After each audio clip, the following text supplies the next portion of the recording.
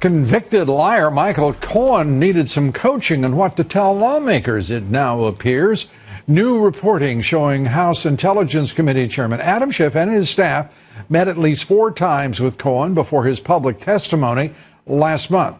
That report, by the way, led by our intelligence correspondent Catherine Herridge, and the meetings lasted a total of 10 hours.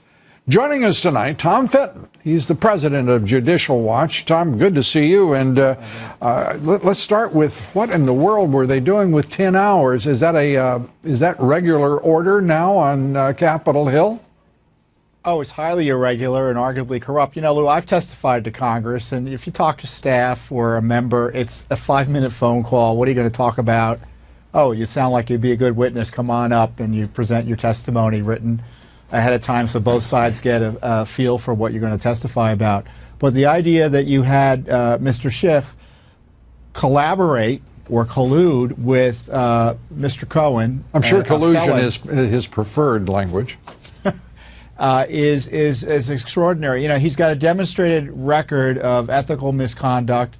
There's a pending ethics investigation, at least, or there ought to be, based on a Judicial Watch request over his confirming classified information inappropriately. Yeah. You've had this secret meeting with Glenn Simpson he's admitted to. He's been called out on the Cohen issue. You know, and this Cohen testimony... Why isn't he recused as chairman of the House Intelligence Committee? That looks like that would be the automatic results, particularly since he insisted that Devin Nunes recuse himself as chairman. You don't need to follow the rules if you're out to get President Trump, and that's been the case from the DOJ, the FBI, and now Congress. This is not a scandal only for Mr. Cohen who's facing perjury charges. It's a scandal for Adam Schiff and his staff who enabled this person to come and lie before Congress, and it's hard for us to believe that they had nothing to do with it, given the fact they met with him for 10 hours. What did they know? When did they know it about his false testimony? Well, you at Judicial Watch just releasing records that prove that Bruce Orr kept his contact with Christopher Steele, the former MI6 agent who constructed the fabricated, fraudulent dossier used by the Justice Department to create both a special counsel and to carry out espionage, in point of fact, against the President of the United States.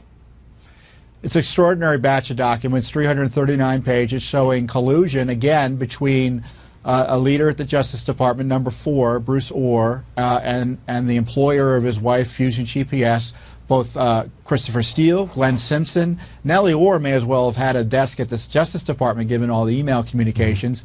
But it's pretty clear that Simpson and, that Steele and Orr were communicating repeatedly about this effort to get Trump on Russia, and they were doing it not only during 2016, but after Steele was fired by the FBI as a confidential informant, and during the Mueller operation. It just further undermines what is already the almost zero credibility of the Mueller operation, that this Clinton operative was working hand in glove with the DOJ. I would quibble with you only over one word.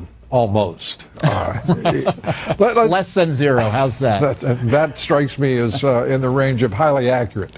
Let's turn to Congressman Doug Collins releasing the transcripts, a full transcript of the Bruce Orr hearing without the Justice Department approval. I guess he's had a bellyful, hasn't he?